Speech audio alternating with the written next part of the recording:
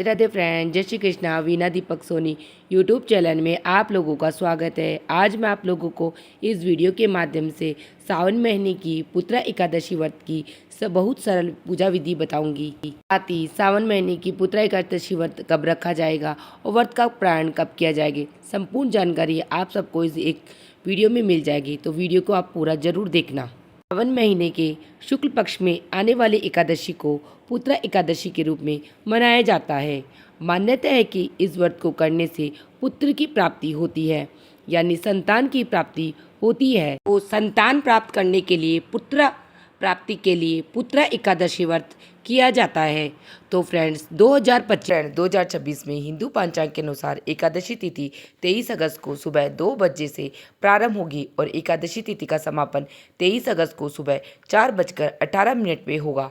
ऐसे में उदय तिथि की मान्यता होने के कारण श्रावण मास की पुत्रा एकादशी व्रत हम 23 अगस्त 2026 को रविवार के दिन रखेंगे। रविवार का दिन होने की वजह से हम एक दिन पहले ही तुलसी पत्र तोड़ के रख लेंगे। वैसे भी एकादशी के दिन तुलसी पत्र नहीं तोड़ा जाता है, इसी पहले से ही तोड़ के रखेंगे। वैसे भी एकादशी को हम तुलसी नहीं तोड़ते हैं, तो एक दिन पहले ही आप तुलसी को भोग के लिए तोड़ के रखें। अब आप चाहे तो आप एकादशी के दिन सुबह सुबह स्नान करने के बाद अपने घर के जो मंदिर है वहीं पर साफ सफाई करके पूजा कर सकते हैं, या कोई चौकी लगाकर भी आप अलग से पूजा कर सकते हैं। उसके ऊपर फूलों का आसन लगाकर भगवान विष्णु की प्रतिमा या फोटो या मूर्ति जो भी स्वरूप आपके पास हो उन्हें आप विराजमान कर लीजिए। तो भगवान विष्णु का एकादशी के दिन पूजन किया जाता है। भगवान विष्णु की फोटो को मैंने यहाँ पर विराजमान कर लिया है। इसके साथ ही हम गणेश जी को भी विराजमान करेंगे। तो आप सुपारी रूप में भी गणेश जी को विराजमान कर सकते हैं, या आप मिट्टी के गणेश जी भी बना सकते हैं, या आपके पास गणेश जी भगवान की स्वरूप है तो उनको भी विराजमान कर सकते हैं। इसके बाद में अगर आपके पास लड्डू गोपाल जी है तो आप उन्हें ज़रूर पूजा में शामिल कीजिए। पूजा में ज़रूर उन्हें विराजमान कीजिए, क्योंकि लड्डू गोपाल जी भगवान श्री कृष्ण भगवान विष्णु का ही स्वरूप है। और पुत्रा एकादशी को तो इस दिन आप लड्डू गोपाल जी को लड्डू गोपाल भगवान को दूध से अवश्य स्नान कराएं। संतान को दूध से स्नान कराना बहुत ही शुभ माना जाता है। तो दूध से आप स्नान कराकर उसके साथ ही दूध से स्नान कराने के बाद हम शुद्ध जल से स्नान करा देंगे।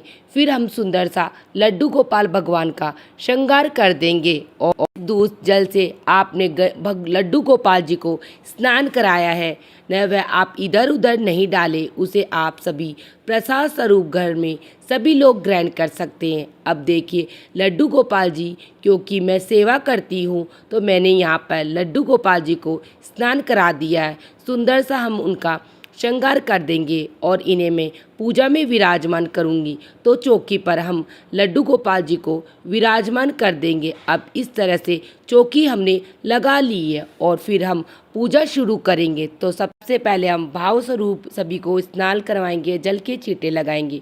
उसके बाद हम दिया जलाएंगे। तो आप देसी घी का दिया या तिल का दिया जला सकते हैं। यहाँ पे मैंने दीपक को प्रज्वलित कर दिया है। दीपक को प्रज्वलित करने के बाद में सभी को मोली रूपी वस्त्र अर्पित करेंगे, या आप जनेऊ भी अर्पित कर सकते हैं। तो मैंने भगवान गणेश जी को जनेऊ और मोली अर्पित की है। भगवान विष्णु को भी मोली रूपी वस्त्र अर्पित किए, और भगवान लड्डू गोपाल जी का तो मैंने पहले ही श्रृंगार कर लिया, फिर भी मैंने मोली रूपी वस्त्र उन्हें भी अर्पित कर दिया है। सभी को वस्त्र अर्पित करने के बाद में अब भगवान को चंदन का तिलक लगाएंगे। तो आप सबको पता है भगवान विष्णु को और लड्डू गोपाल जी को चंदन का तिलक अत्यधिक प्रिय है। तो सर्वप्रथम मैं गणेश जी भगवान को हल्दी और चंदन का तिलक लगाऊंगी। उसके बाद में भगवान विष्णु को और प्रतिमा में विराजमान सभी भगवानों को हल्दी और चंदन का तिलक लगाऊंगी।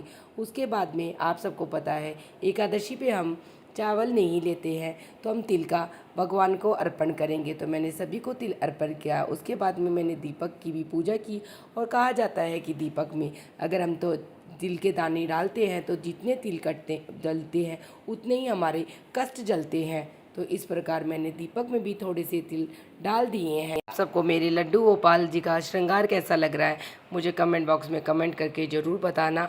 उसके बाद में कान्हा जी को मैंने बारसूरी अर्पित कर दी है, क्योंकि कान्हा जी की श्रृंगार में बांसुरी के बिना उनका श्रृंगार अधूरा रहता। भगवान को हम पुष्प अर्पित करेंगे तो सर्वप्रथम मैंने गणेश जी भगवान को लाल पुष्प, और जो भगवान का गणेश जी को पसंद है वह सभी चीज़ें भगवान गणेश जी को, आप सबको पता है दुर्वा अत्यधिक प्रिय है, तो मैंने उनको दुर्वा भी अर्पित की है। उसके अलावा आपके पास जो भी पुष्प हुआ वही पुष्प आप श्रद्धा अनुसार भगवान को अर्पित कर सकते हैं। उसके बाद में गणेश जी भगवान को दुर्वा अत्यधिक प्रिय है, तो मैंने भगवान गणेश जी को दुर्वा अर्पित की है।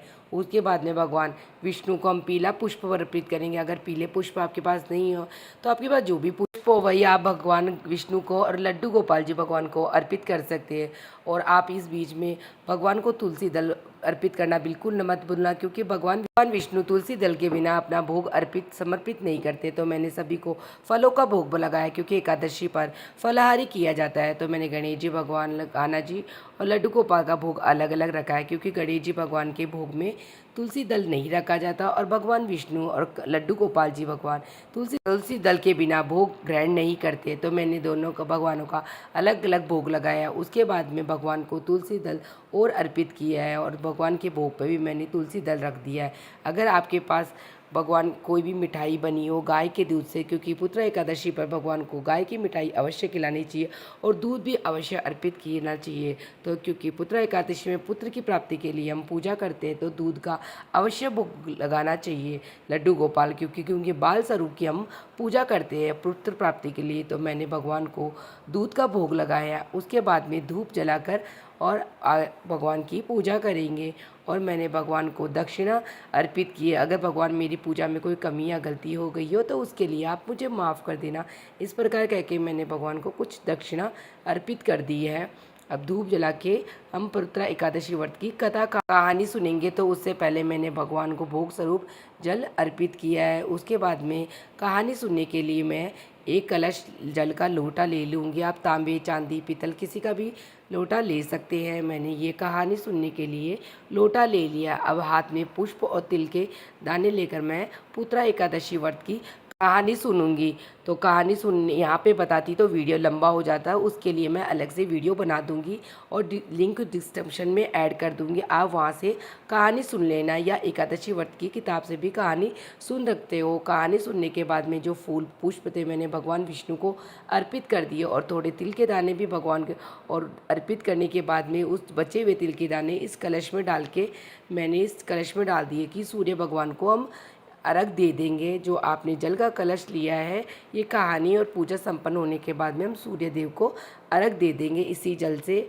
और उसके बाद में अब भगवान विष्णु की, गणेश जी भगवान और लड्डू गोपाल भगवान की आरती करेंगे। तो आप इस दीपक से भी आरती कर सकते हैं, लेकिन आज के दिन कपूर की आरती करना बहुत ही शुभ फलदायी होता है। तो मैं अलग से भगवान विष्णु का, गणेश जी भगवान, लड्डू गोपाल की आरती करने के लिए कपूर की आरती कर रही। तो मैंने सर्वप्रथम गणेश जी भगवान की आरती की, उसके बाद में भगवान विष्णु और लड्डू गोपाल भगवान की आरती की है। आरती करने के बाद में हम थोड़ा सा जो जल का कलश लिया उसमें से पानी लेकर 3 बार चौकी पे से घुमाकर जल छोड़ देंगे उसकी।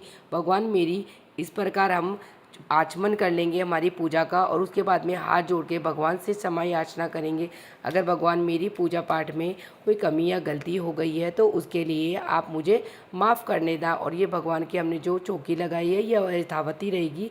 शाम के समय भी हम यहाँ पर प्रदोष काल में पूजा करेंगे, और जो फलाहार बनाएंगे उसका भोग भी हम भगवान विष्णु को लगाएंगे। उसके बाद ही हम भोग ग्रहण करेंगे, और ये चौकी हम व्रत के दूसरे दिन प्रायण करेंगे, भगवान को भोग लगाकर उठाएंगे। तो व्रत का प्रायण हम द्वादशी तिथि को करते हैं। श्रावण मास की पुत्र एकादशी व्रत का प्रायण 24 अगस्त 2026 को किया जाएगा। इस दिन व्रत प्रायण का शुभ मुहूर्त सुबह 7:19 से लेकर 9:43 तक रहेगा। यह सर्वोत्तम समय। इस समय आप व्रत का प्रायण कर सकते हैं। आप पुत्र एकादशी व्रत पर सरल तरीके से भगवान विष्णु और लड्डू गोपाल भगवान गणेश जी की पूजा करके, अगर आपके पुत्र नहीं है तो पुत्र प्राप्त कर सकते हैं, और इसी के साथ अगर आपके पुत्र है तो उसकी दीर्घ आयु और अच्छे स्वास्थ्य के लिए आप भगवान से प्रार्थना कर सकते हैं। इस प्रकार मेरी पुत्र एकादशी व्रत की सरल पूजा विधि समाप्त होती है। आज सबको मेरी पूजा विधि कैसी लगी मुझे कमेंट बॉक्स में जय श्री कृष्णा लिख के ज़रूर बताना, और मेरा वीडियो आप लोगों के लिए थोड़ा भी यूज़फुल रहा है तो वीडियो को लाइक कर लेना और चैनल को सब्सक्राइब कर लेना, जिससे आने वाली वीडियो का नोटिफिकेशन नोटिफिकेशन आप लोगों को मिल सके। वीडियो देखने के लिए आप सभी का धन्यवाद। मिलते हैं नेक्स्ट वीडियो में। जय श्री कृष्णा, राधे राधे।